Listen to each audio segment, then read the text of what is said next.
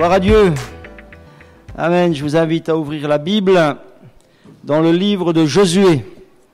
Le livre de Josué.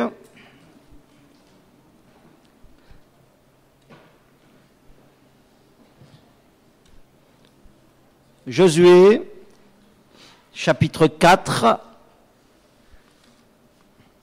Nous lirons d'abord les 9 premiers versets du 4e chapitre du livre de Josué.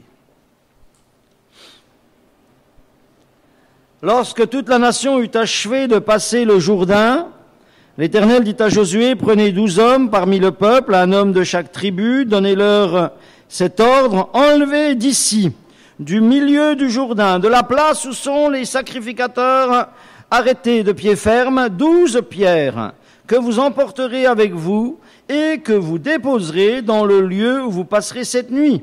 Josué appela les 12 hommes qu'il choisit, parmi les enfants d'Israël, un homme de chaque tribu. Et il leur dit, passez devant l'arche de l'Éternel, votre Dieu, au milieu du Jourdain, et que chacun de vous charge une pierre sur son épaule, selon le nombre des tribus des enfants d'Israël, afin que cela soit un signe au milieu de vous. Lorsque vos enfants demanderont un jour que signifient pour vous ces pierres, vous leur direz, les eaux du Jourdain ont été coupées devant l'arche de l'alliance de l'Éternel. Lorsqu'elle passa le Jourdain, les eaux du Jourdain ont été coupées et ces pierres seront à jamais un souvenir pour les enfants d'Israël. Les enfants d'Israël firent ce que Josué leur avait ordonné. Ils enlevèrent 12 pierres du milieu du Jourdain, comme l'Éternel l'avait dit à Josué, selon le nombre des tribus des enfants d'Israël, et ils les emportèrent avec eux et les déposèrent dans le lieu où ils devaient passer la nuit. Josué dressa aussi 12 pierres au milieu du Jourdain, à la place où s'étaient arrêtés les pieds des sacrificateurs qui portaient l'arche de l'Alliance, et elles y sont restées jusqu'à ce jour. Et j'ajouterai encore le verset 20. Josué dressa à Gilgal les 12 pierres qu'il avait prises du Jourdain. Il dit aux enfants d'Israël, lorsque vos enfants demanderont un jour à vos pères que signifient ces pierres, vous en instruirez vos enfants en disant, Israël a passé ce Jourdain à sec, car l'Éternel votre Dieu a mis à sec devant vous les eaux du Jourdain jusqu'à ce que vous ayez passé, comme l'Éternel votre Dieu l'avait fait à la mer Rouge, qu'il mit à sec devant nous jusqu'à ce que nous ayons passé, afin que tous les peuples de la terre sachent que la main de l'Éternel est puissante, et afin que vous ayez toujours la crainte de l'Éternel, votre Dieu. Amen. Amen. Voilà, Josué est l'homme de Dieu qui a fait la conquête du pays promis. Il est donc un exemple à suivre pour nous, car il a su entrer dans les promesses de Dieu, il a su surtout posséder les promesses de Dieu, et c'est ce dont nous avons besoin. Nous avons besoin de savoir entrer dans les promesses de Dieu et de savoir acquérir pour nos vies les promesses que Dieu fait dans sa parole. Nous parlons de Josué depuis 4 semaines maintenant, et eh bien, toutes ces études s'emboîtent les unes après les autres. D'abord, et elles nous disent comment Josué en est arrivé à entrer dans les promesses de Dieu. Premièrement, si vous vous en souvenez, il a été formé longuement, longtemps, pendant plus de 40 ans, à côté de Moïse, auprès de Moïse, et c'est là qu'il a reçu, qu'il a appris, qu'il a intégré des principes spirituels qui lui seraient utiles tout le reste de sa vie, qui lui seraient utiles pour être vainqueur dans sa conquête.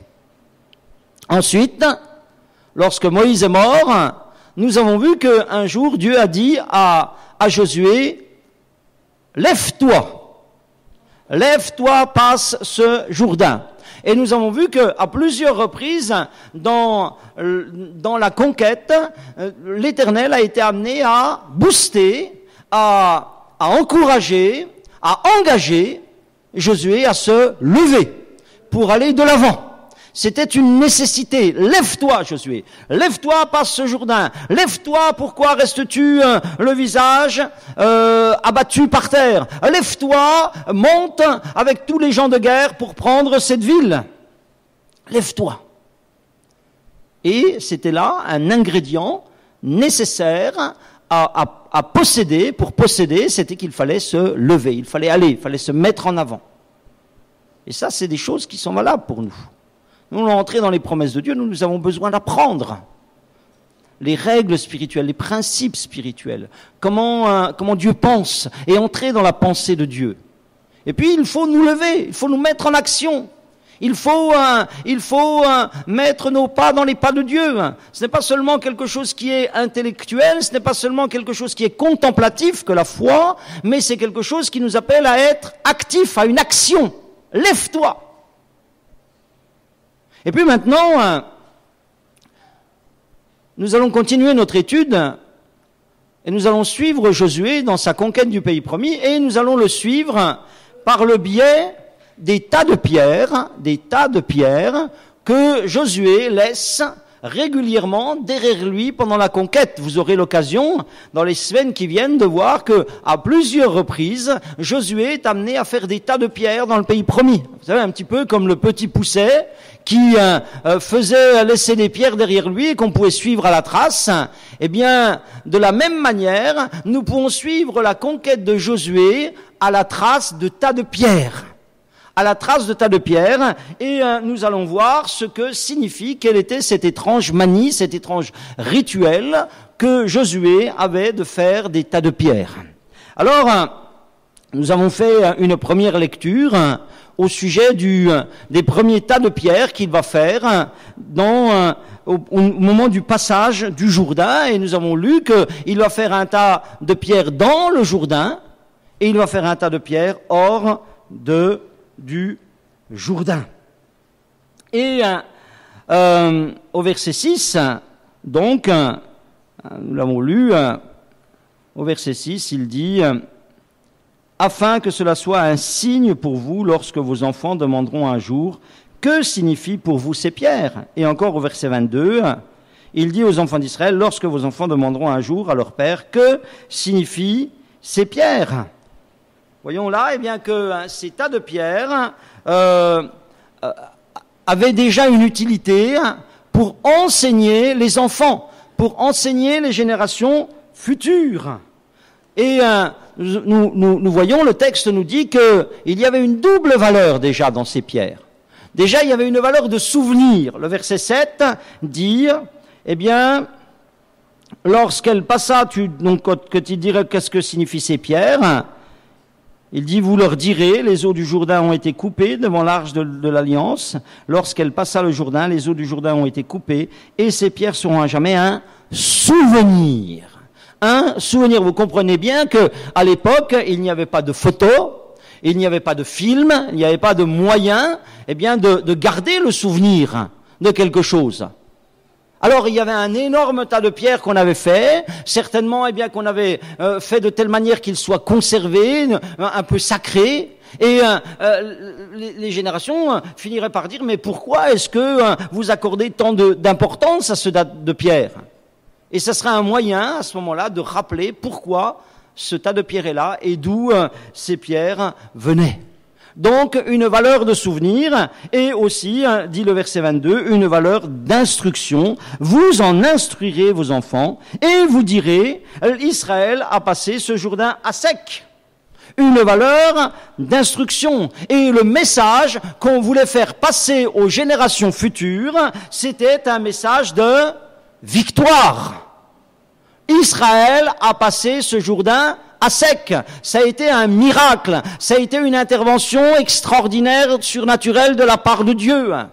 Voilà ce que signifient ces pierres. Elles sont le souvenir que nous sommes passés par là. Elles sont le souvenir que, eh bien, nous venions d'un endroit et nous avons été heureux d'entrer dans cet endroit. Et nous sommes rentrés ici d'une manière miraculeuse. Et le verset 2 nous dit, l'Éternel dit à Josué, prends des pierres. C'est-à-dire que c'est Dieu lui-même qui avait ce désir de souvenir et ce désir d'instruction pour les générations à venir. C'est quelque chose qui est valable même pour nos enfants. Même pour nos enfants. Les enfants doivent savoir, on doit leur dire d'où on a été tiré, d'où on est sorti, ce qu'on était avant. Et que si aujourd'hui ils ont une bénédiction dans leur vie, ils ont une grâce dans leur vie, c'est aussi parce qu'un jour nous avons passé le Jourdain à sec. Parce qu'un jour il y a eu un miracle dans notre vie, de l'action de Dieu. Et si les générations futures pouvaient jouir d'une sécurité, du beau pays où coule le lait et le miel, c'est parce que leurs parents avaient vécu des choses avec Dieu. Et je vous le dis aujourd'hui, enfants qui êtes là, qui avez des parents chrétiens, peut-être vous n'en êtes pas conscients. Peut-être vous vous dites oh, je serais mieux dans mon lit, je serais mieux sur mon terrain de foot ou de basket ou je ne sais où. Je peux te dire une chose, c'est que tu dois te rendre compte que si tu as une grâce dans ta vie, c'est parce qu'un jour tes parents ont connu le Seigneur. Parce qu'un jour tes parents ont connu le Seigneur. Ces pierres, c'était un message de victoire.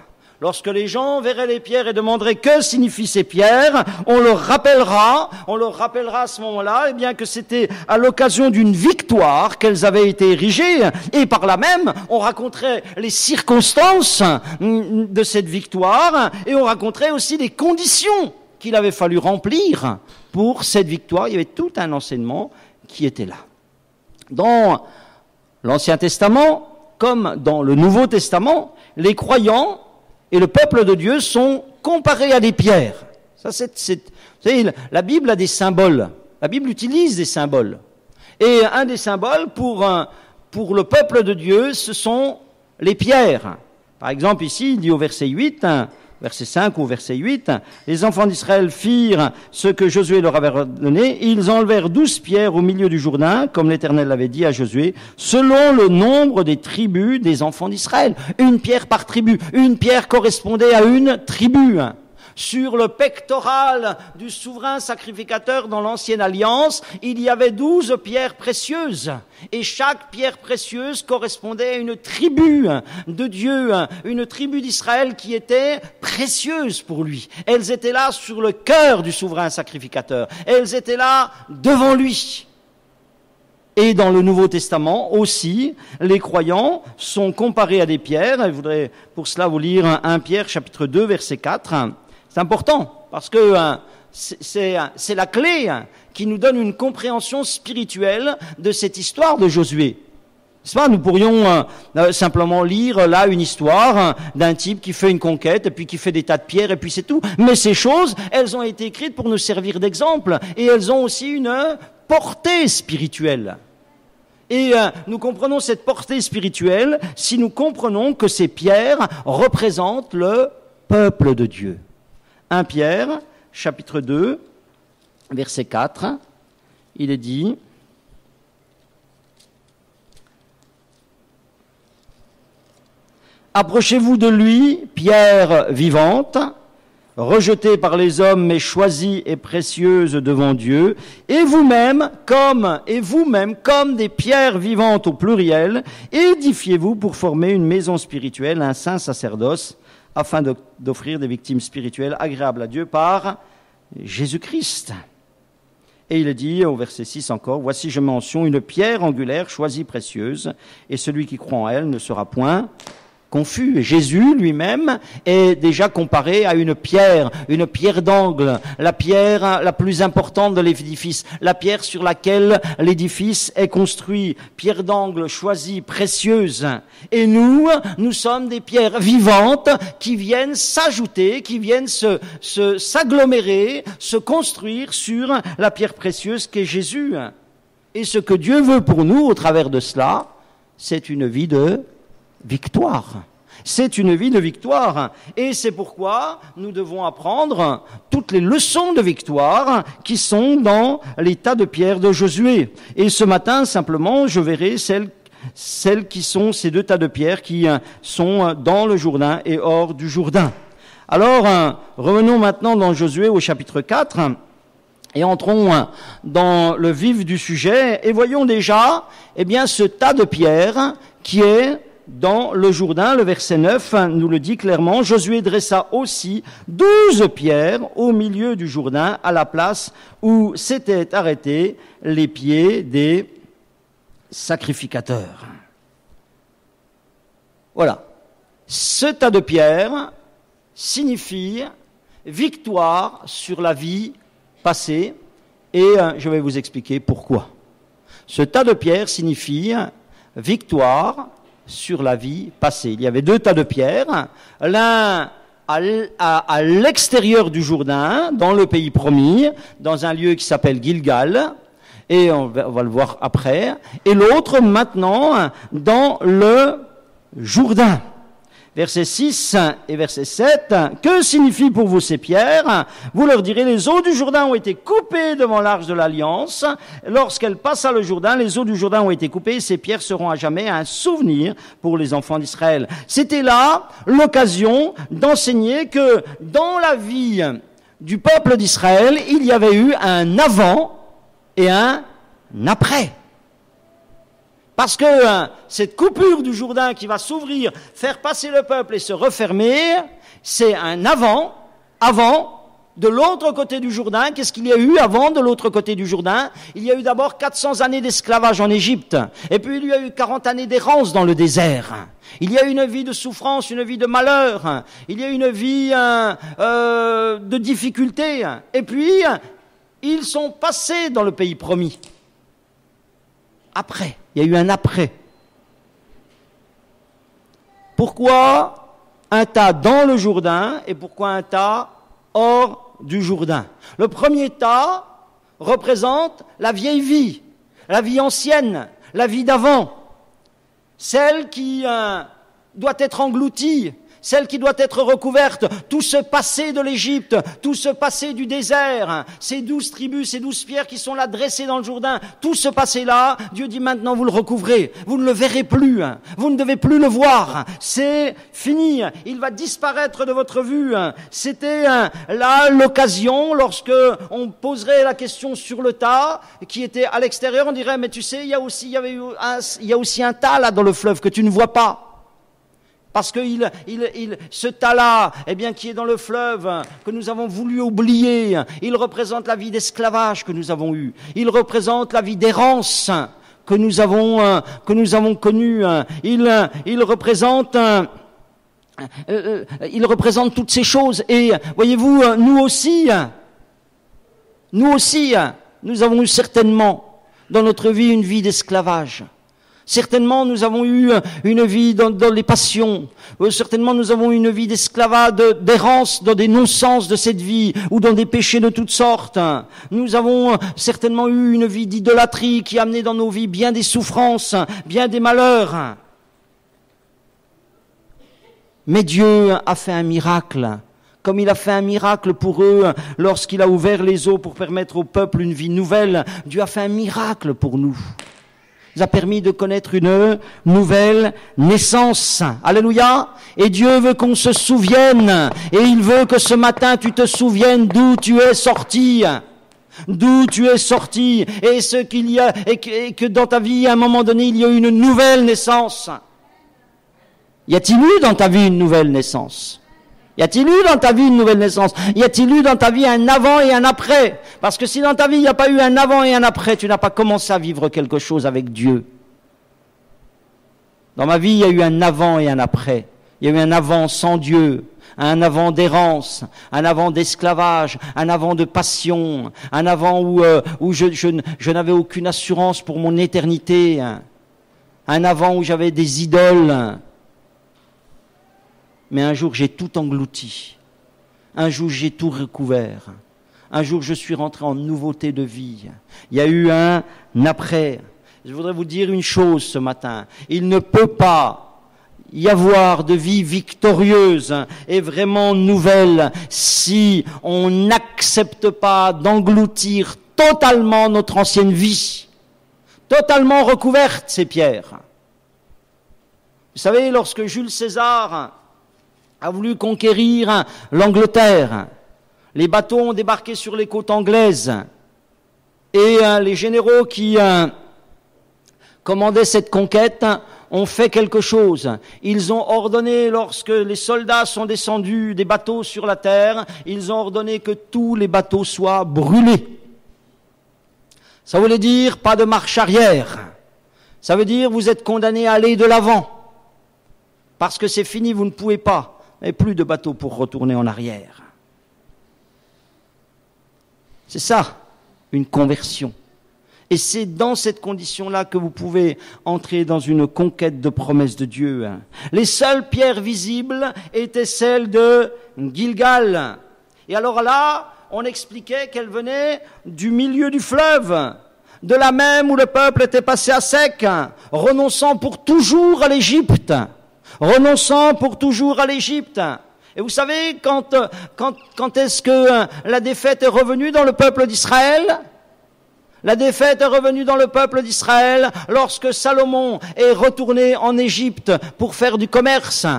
Dans le livre du Deutéronome, au chapitre 17, verset 16, Dieu avait dit, vous ne retournerez pas par ce chemin-là. Mais ils y sont retournés et ça a été le commencement de la fin. Et voyez-vous, nous aussi, nous avons été, je l'espère en tous les cas pour chacun d'entre nous, une pierre recouverte par l'eau du baptême. Par l'eau du baptême, ce jour-là, symboliquement, mais pas seulement symboliquement, parce que c'était quelque chose qui a dû arriver dans notre vie, ce jour-là, eh bien l'ancienne vie devait être recouverte pour toujours. Et une autre pierre, une nouvelle vie était dressée à Gilgal. C'est-à-dire que le monde devait voir en nous un homme ou une femme différent de ce qu'il avait connu. Moi, vous savez, quand je suis passé par les eaux du baptême, quand j'ai englouti ma vieille vie et que j'ai été installé dans l'église, je peux vous dire que les gens ont dit que je n'étais plus le même homme. Dans ma famille, dans mes amis, dans mes connaissances, ce n'était plus la même pierre.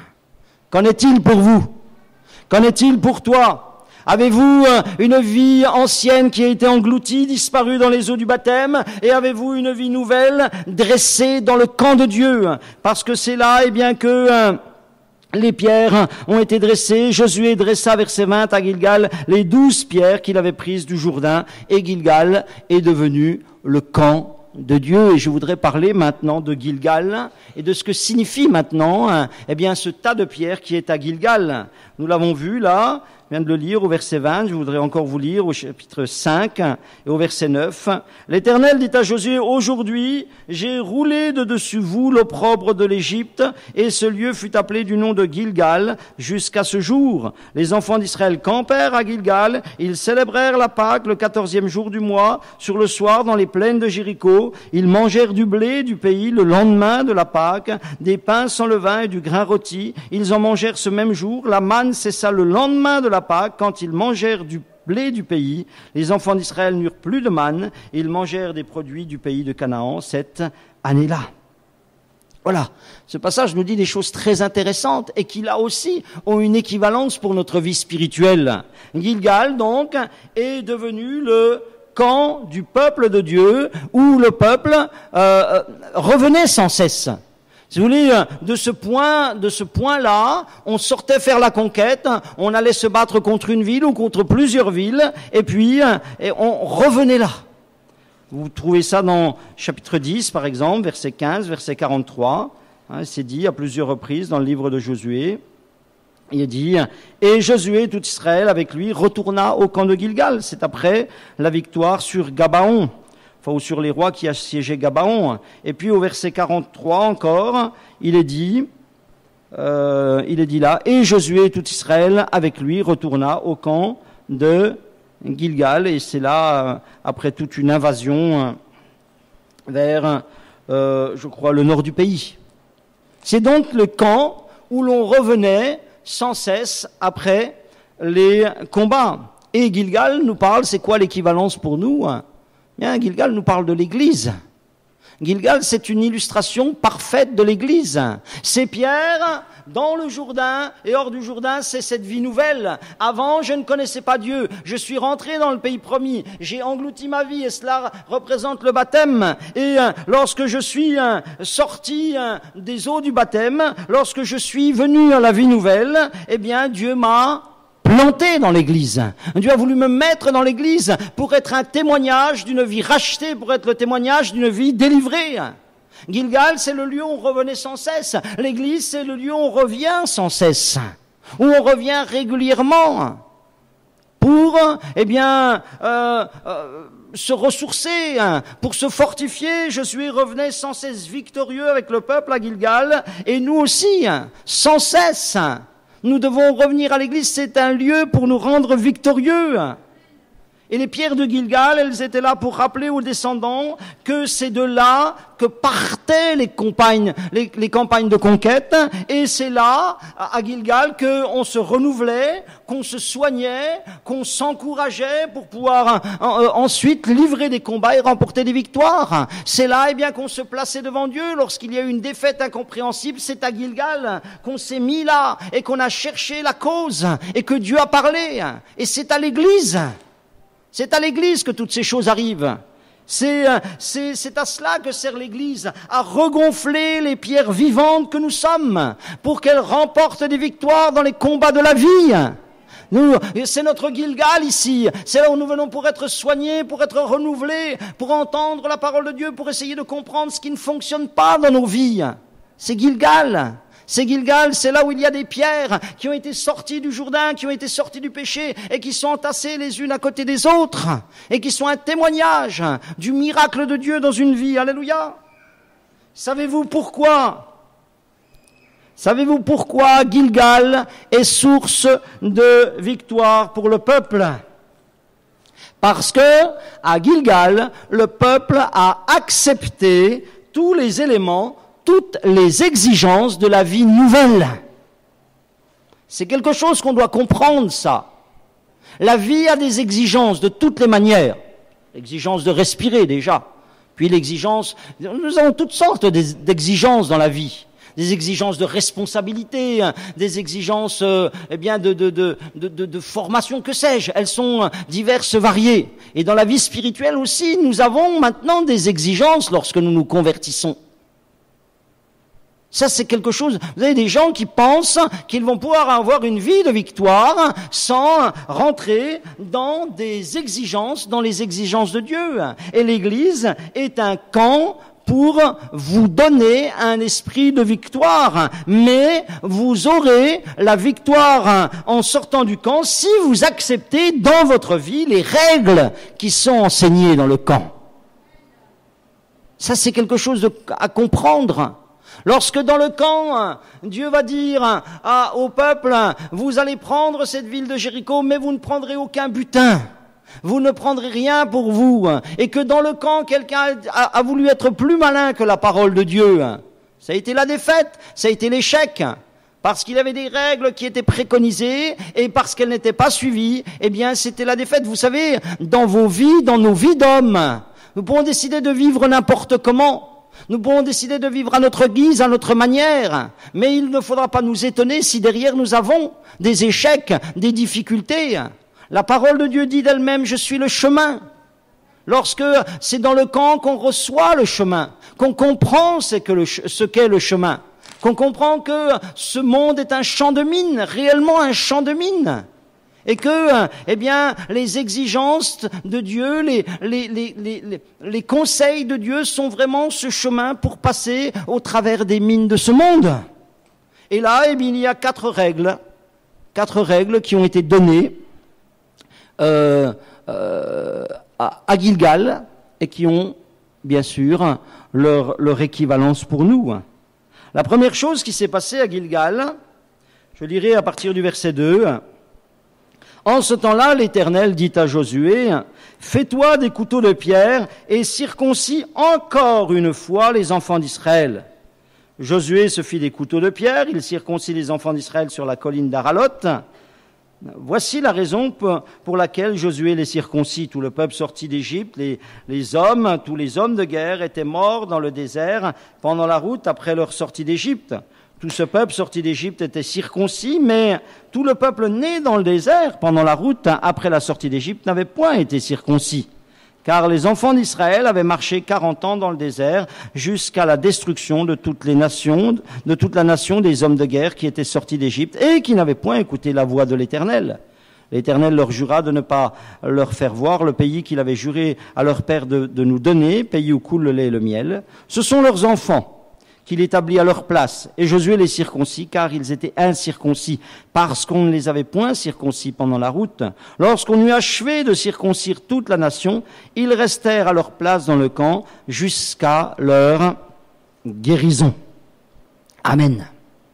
Voilà. La première chose qu'on a fait à Gilgal, on a circoncis tout le peuple. C'est-à-dire que pour les hommes, on a coupé le prépuce. Et cela était un signe d'appartenance. Quand Dieu avait demandé cela à Abraham, c'était un signe d'appartenance au peuple de Dieu. Et il est dit que lorsqu'ils ont fait cela, lorsqu'on a achevé de les circoncire, ils sont restés à leur place dans le camp jusqu'à leur guérison. Ça a été quelque chose de douloureux, d'autant plus que c'était fait avec des couteaux de pierre. Je vous laisse imaginer. Mais, voyez-vous, en ce qui nous concerne, nous devons aussi accepter une circoncision qui est douloureuse. Et pour nous, le Nouveau Testament parle d'une circoncision de cœur. Une circoncision de cœur. Nous devons accepter, cela signifie nous devons accepter de donner tout notre cœur au Seigneur. Lorsque je me suis donné au Seigneur, je suis passé par les eaux du baptême et je lisais la Bible, et il y a toujours un verset qui me revenait que je ne comprenais pas. Le verset me disait, vous êtes circoncis de chair, vous n'êtes pas circoncis de cœur. Je n'avais pas d'église, pas d'instruction, je ne savais pas ce que ça voulait dire. Jusqu'au jour où j'ai compris que Dieu dit, mais mon garçon, c'est bien. Tu es passé par les eaux du baptême, tu as fait un pas un petit peu comme ça, religieux, mais je veux ta peau, mais je veux ta vie, mais je veux toute ta volonté, je veux toute ta vie. C'est la décision, la circoncision de cœur, la circoncision pour nous chrétiens, c'est la décision d'appartenir au Seigneur. Dans 1 Corinthiens au chapitre 6 au verset 19, il est dit, ne savez-vous pas que vous ne vous appartenez plus à vous-même, que vous avez été racheté à un grand prix. Ne savez-vous pas que vous ne vous appartenez plus à vous-même? Que cela est douloureux, n'est-ce pas? Au moins tout aussi douloureux qu'une circoncision dans la chair. Si réellement vous voulez faire la volonté de Dieu, je peux vous dire que c'est extrêmement douloureux ce matin d'accepter qu'on ne fera plus ce qu'on a envie, qu'on ne fera que ce que Dieu veut dans nos vies.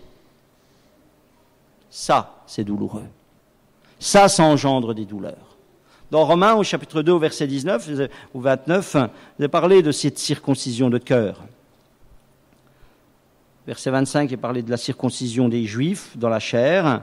Mais l'équivalent spirituel nous est donné au verset 29. Mais le juif, c'est celui qu'il est intérieurement. Et la circoncision, c'est celle du cœur, selon l'esprit et non selon la lettre. La louange de ce juif ne vient pas des hommes, mais elle vient de Dieu, la louange de Dieu. C'est-à-dire son approbation dans notre vie. Elle est pour ceux qui ont une circoncision intérieure, une circoncision de cœur. Parce que vous savez, quand l'intérieur est donné, l'extérieur l'est aussi. C'est-à-dire le corps aussi est donné.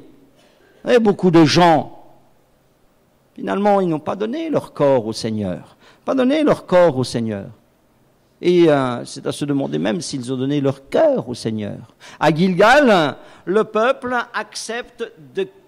accepte une circoncision de cœur et de corps. Et c'est vrai. C'est douloureux ce que je vous dis maintenant.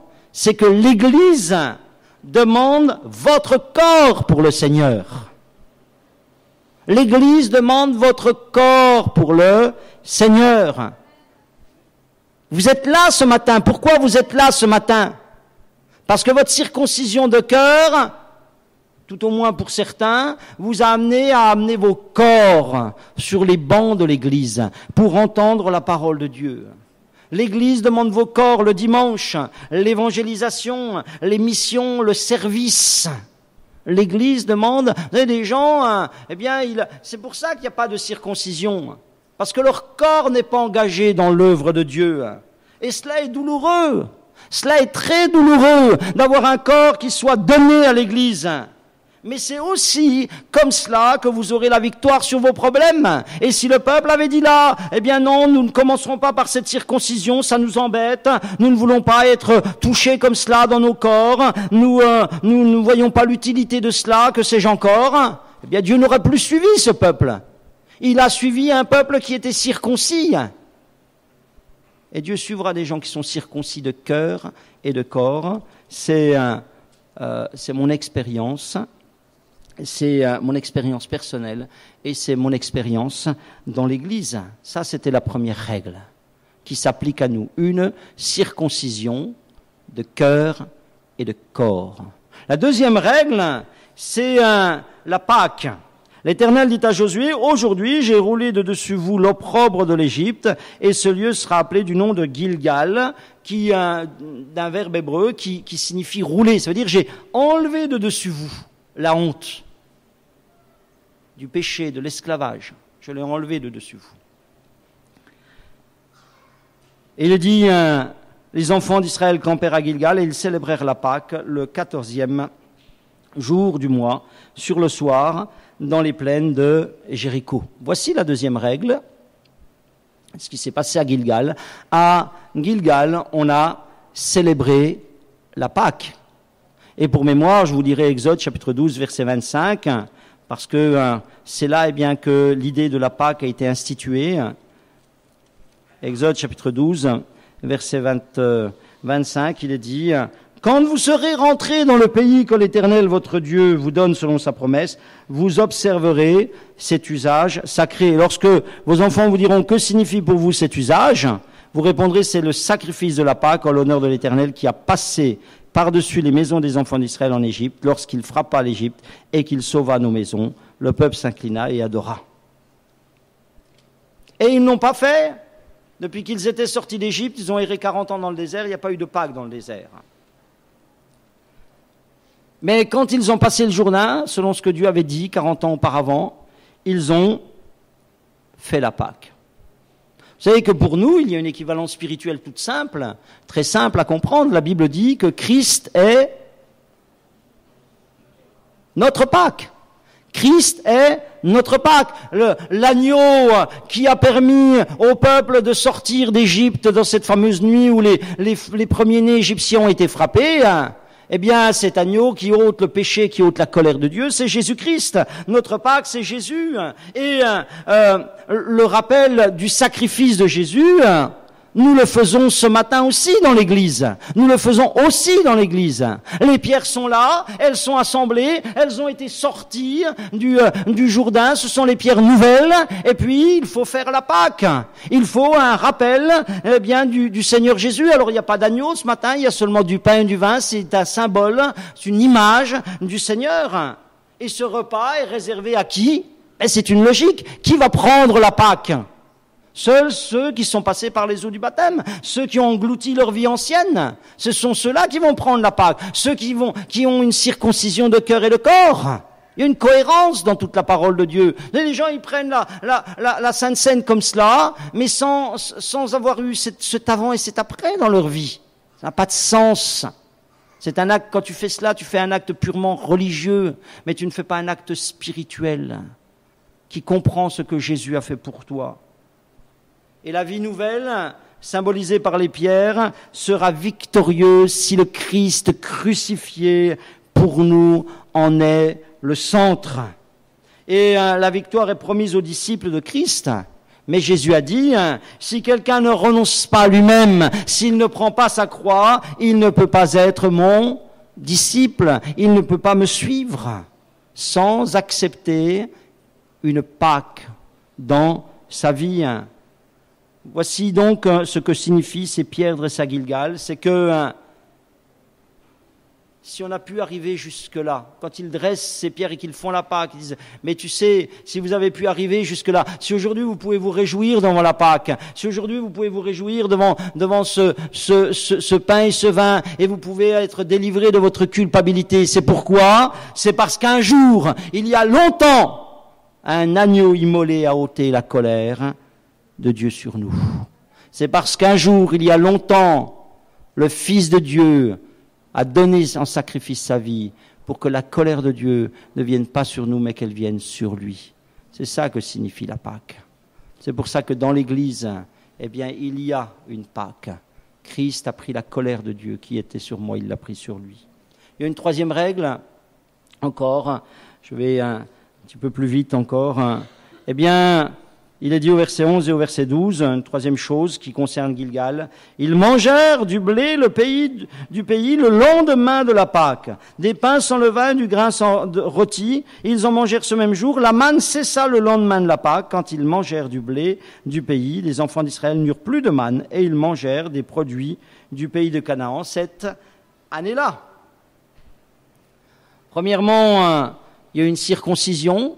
Deuxièmement, il y a eu la Pâque, ce sont des choses, nous l'avons vu, qui nous correspondent. Et troisièmement, il nous est dit qu'à partir de Gilgal, le peuple devait chercher à se nourrir. Il est dit que jusqu'à là, eh bien, il y avait la manne, c'était une espèce de gelée blanche qui, tous les matins, descendait et le peuple la ramassait. Et c'était sa nourriture. Il est dit que là, la manne a cessé et que, cette manne qui ne demandait que l'effort de se baisser pour la ramasser, pour se nourrir, eh bien, là, à Gilgal, elle s'arrête et à partir de là, on mange du blé. On mange du blé. Alors, je pense que le premier blé, il n'a pas fallu semer, il a fallu simplement peut-être le récolter, le vanner, le moudre. Et puis voilà, s'en nourrir. Et plus tard, l'année suivante, eh bien, il faudra le semer après avoir travaillé la terre. Ça veut dire quoi? Ça veut dire que avant, il n'y avait pas cette difficulté pour se nourrir. Maintenant, à partir de Gilgal, à partir du camp, le peuple devait faire un effort important pour se nourrir.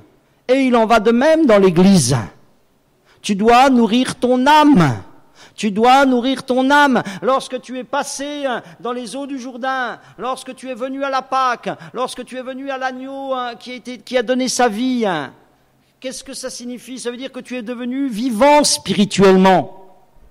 Quand je suis venu vivant à la vie, eh bien, j'ai eu le sein de ma mère, et puis ensuite j'ai eu du lait, et ensuite j'ai eu de la nourriture selon mon besoin. Il a fallu que je nourrisse mon corps pour qu'il puisse vivre. Et quand je suis venu à la vie spirituelle, il a fallu que je nourrisse ma vie spirituelle.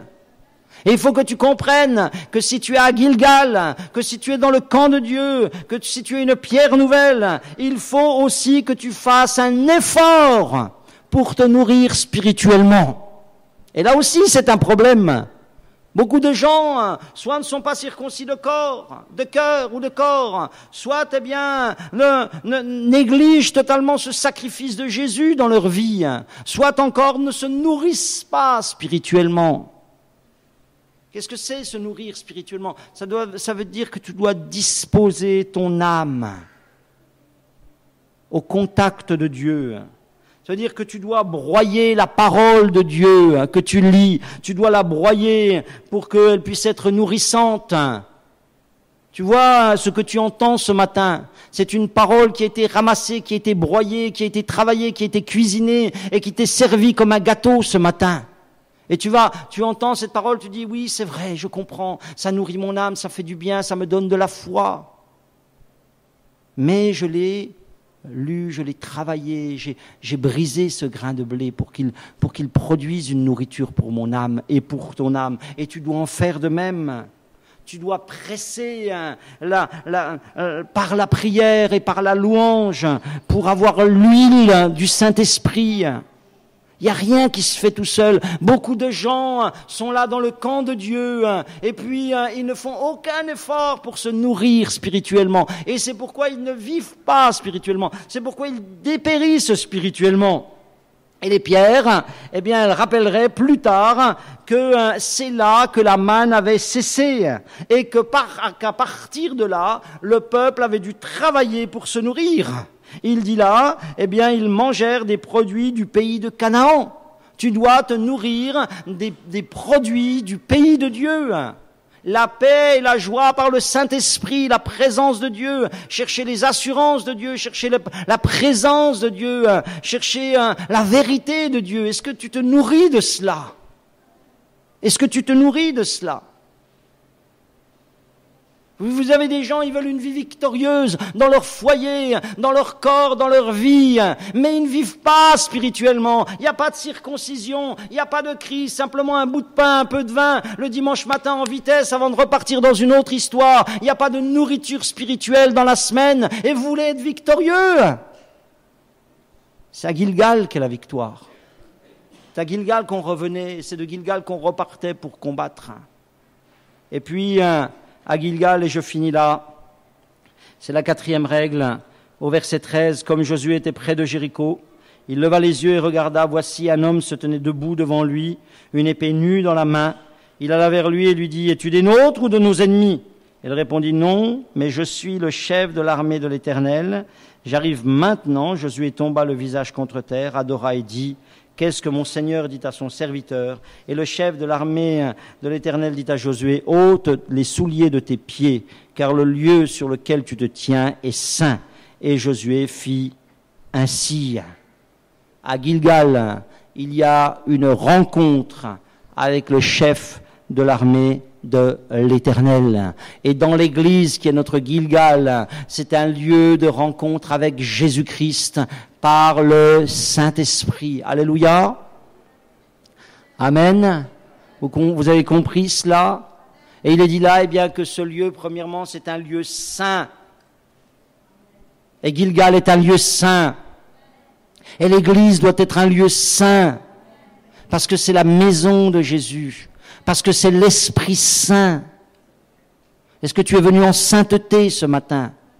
Est-ce que tu es venu dans un lieu saint? Est-ce que tu es venu en sainteté? Ou si tu n'es pas venu en sainteté, est-ce qu'en passant cette porte, tu as au moins ce désir de demander pardon pour ton impureté? Ou alors tu t'es assis, ni vu ni connu, tu es là sur ta chaise, tu es là sur ton banc, et tu dis de toute manière, oui, je ne vis pas dans la sainteté, mais qui le voit, qui le sait? Dieu le voit, et Dieu le sait. Et tu es à Gilgal. Et on ne vient pas à Gilgal impunément, et on ne prend pas le pain et le vin impunément. Il a dit que ceux qui vivent dans le péché boivent un jugement contre eux-mêmes quand ils prennent le repas du Seigneur. Ne jouez pas avec cela. Vous n'êtes pas simplement dans un édifice de pierre. Vous êtes dans la maison de Dieu. Vous êtes dans un lieu saint. Vous êtes à Gilgal. Je le crois. Je le crois. Si je n'étais que le pasteur d'un bâtiment devant une centaine de personnes et que ça soit ça le but de ma vie, eh bien, ça ne me conviendrait pas. Je suis un serviteur de Dieu dans la maison de Dieu devant des pierres vivantes. C'est autre chose. C'est tout à fait autre chose. Vous êtes dans un lieu saint. Vous êtes dans un lieu de soumission au Seigneur. Qu'est-ce que mon Seigneur dit à son serviteur? Voilà ce que Josué va dire à Gilgal. C'est un lieu de soumission. Est-ce que l'Église, c'est un lieu où tu viens avec toute ta rébellion, où tu dis, Seigneur, cause toujours, tu m'intéresses? Oui, tu dis comme ça, mais moi je fais comme j'ai envie. Qu'est-ce que mon Seigneur dit à son serviteur? C'est un lieu de soumission. Et c'est un lieu d'adoration. Parce qu'il est dit là, eh bien, qu'il va tomber le visage contre terre et il va adorer. Au verset 14, c'est un lieu d'adoration. Est-ce que tu es à Gilgal ce matin? Est-ce que tu es dans un lieu saint? Est-ce que tu es un lieu prêt à soumettre ton âme, ta volonté au Seigneur? Est-ce que tu es prêt à adorer le Seigneur? Adorer le Seigneur. Adorer le Seigneur, ça veut dire s'abandonner à lui. Je m'abandonne à toi. Je ne retiens pas, je ne t'aborde pas ce matin avec mon intelligence. Et je suis de ceux qui pensent qu'il faut beaucoup réfléchir et beaucoup penser. Et que Dieu nous a donné une intelligence pour s'en servir. Mais je suis aussi de ceux qui pensent que Dieu nous a donné une vie de l'esprit et que nous devons avoir un moment donné, nous devons laisser l'intelligence de côté et nous devons adorer, et qu'il y a des choses que je vais recevoir par l'intelligence, mais il y a des choses que je vais seulement recevoir par l'adoration. Et que vous avez des gens dans leur vie, ils veulent recevoir par l'intellect des choses qu'ils peuvent seulement recevoir par l'esprit, et c'est pour ça qu'ils ne les reçoivent pas. Il tomba son visage contre terre et il adora. C'est à Gilgal, parce que le chef de l'armée de l'Éternel était là. C'est un lieu de révélation. Es-tu des nôtres ou es-tu un ennemi? Je suis le chef de l'armée de l'Éternel. C'est un lieu de révélation. Dans l'Église, j'ai eu la révélation de qui était Jésus-Christ. J'ai eu la révélation de ce que Jésus pouvait faire pour moi. J'ai eu la révélation de mon grand besoin de Jésus dans ma vie. Je suis. J'ai eu la révélation de je suis. Alléluia. 12 pierres ont été dressées à Gilgal. Elles annonçaient, ces 12 pierres, qu'aucune muraille ne tiendrait devant elles. Aucune pierre ne serait plus forte que ces pierres-là. Et dans ta vie, aucune pierre ne sera plus forte que toi. Je le crois, je le dis, je veux le confesser, nous sommes des pierres vivantes si nous acceptons d'être édifiés comme Dieu le désire, dans la circoncision, dans un don de soi, dans une vie qui appartient au Seigneur, dans une vie qui obéit au Seigneur, dans une vie qui considère, eh bien, ce que le Seigneur attend d'elle. Aucun problème ne tiendra devant toi. Alléluia. Ils ont conquis le pays. Alléluia. Ils ont conquis le pays. Jéricho est tombé, les villes sont tombées. C'est comme cela que la conquête s'est faite. Et c'est pour ça, eh bien, que ces pierres ont été dressées, pour nous rappeler ces choses ce matin. Amen.